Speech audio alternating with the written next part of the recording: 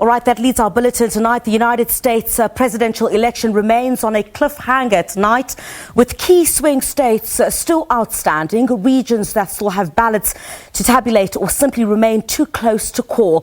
So President Donald Trump and rival Joe Biden spoke overnight again, the Republican incumbent claiming victory while crying foul and calling for outstanding ballots not to be counted. The former Democratic vice president expressed a confidence of a victory while calling for all ballots to be counted. So without a clear winner yet, the US presidency hinges on states that remain tight with outstanding mail-in ballots yet to be completely tabulated, which could see the numbers shift in either direction. So with Trump overperforming many of the polls that had him on the defensive in southern strongholds like Florida and Texas, any hopes of a short results night went with those key Republican wins. So Biden scored a historic victory in the generally safe Republican state of Arizona, with the election coming down to the Midwestern states of Pennsylvania, Wisconsin and Michigan and Nevada out west. So Trump made premature claims of victory in several of the outstanding states and threatened to go to the Supreme Court over unfounded claims of fraud, while Biden countered that it ain't over until the final ballot is counted. Let's go straight now for the latest on this. SABC News correspondent Sherwin Bryce-Pease has been on the ground for us for hours now. A little sleep you've had, Sherwin, in New York. Good evening to you. So heading into later this morning, where you are now in the United States, and still this presidential race is too close to call. Explain where matters stand and how the sentiment might have shifted as results have trickled in overnight.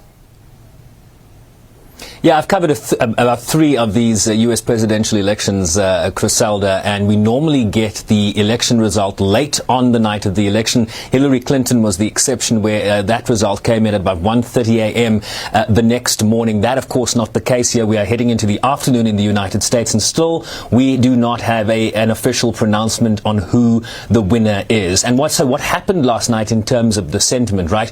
There were polls out there that talked about places like Texas, that talked about places like Florida that might go either way. Joe Biden was very, very much in touch in a Republican stronghold of Texas that has not gone to a Democratic presidential nominee since 1976. There was a great deal of hope that Joe Biden would be able to expand the Democratic electoral map. But President Trump early on last night having a good night, winning Texas, winning Florida, shutting the door on the ability of Democrats to expand an electoral map, but also critical for the president's path to the White House. Without Florida, Criselda, the president, the Republican president, has a very difficult path to follow in terms of reaching the 270 electoral college votes that are required to win a presidential election. So where are we right now? Outstanding votes in Georgia. What's interesting about Georgia is that 92% of the precincts are reporting in the state of Georgia. 2.38 million votes for the president, 2.28 million votes for the former vice president, 50.5% to President Trump,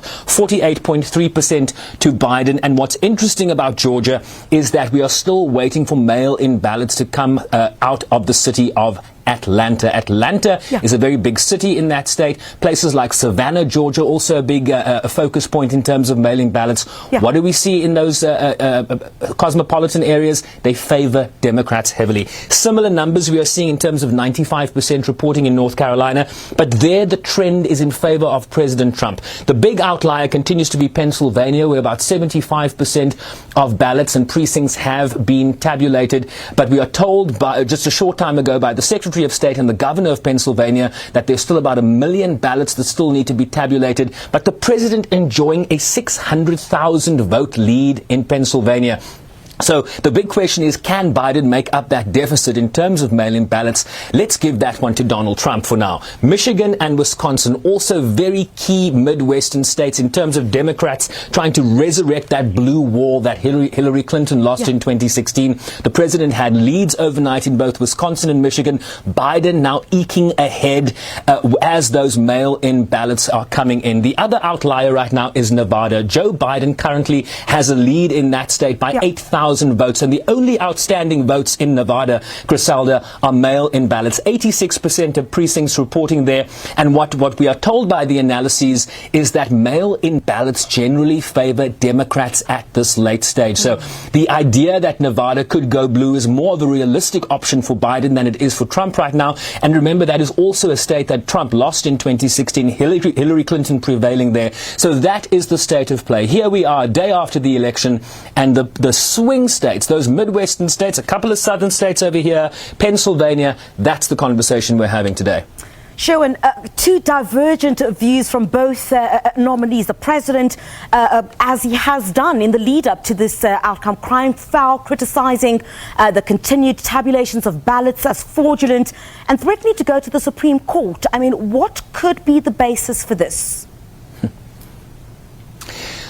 Well, the president has cried foul since before this election, trying to cast aspersions on particularly the mail-in and absentee ballots, because the understanding was, for example, in places like Pennsylvania, right, where there are 1 million mail-in ballots that are yet to be counted, the concern in a place like Pennsylvania was always that in terms of Pennsylvania electoral law, remember the 50 states in the United States, it's a federalist system. Each state has different electoral laws and they manage their elections differently. In Pennsylvania, you are only allowed to open and start tabulating and counting mail-in ballots on the day of the election. So while you received the mail-in ballots days before November 3rd, Pennsylvania election officials could only begin counting and tabulating those votes on election day. So there's a backlog in a place like Pennsylvania as opposed to a place like Florida, where electoral law in Florida says you can start counting those ballots when you receive them days before November 3rd. And so Florida's results came in much faster than Pennsylvania, and that's just because of the nuances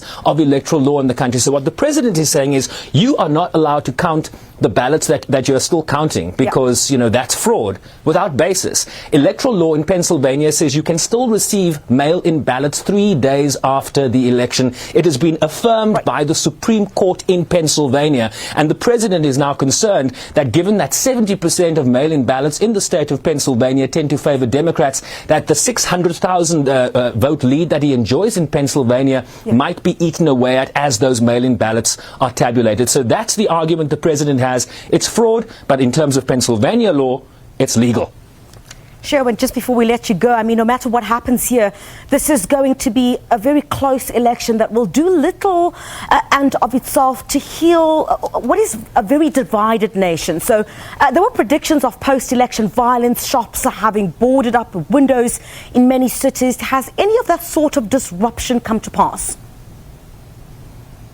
It hasn't yet, but given the rhetoric we are seeing from the President of the United States, trying to cast aspersions, this sort of stuff, this sort of language tends to rile up supporters. Remember, we are living in a country that is a very weaponized society. We had rifles and ammunition and guns being sold at an alarming pace leading up to this election. There are scenes across cities like New York and Washington, D.C., Los Angeles and Philadelphia where shop windows have been boarded up in the event that things go awry, and the aspersions that this president continues to cast on this electoral process, talking about fraud without evidence.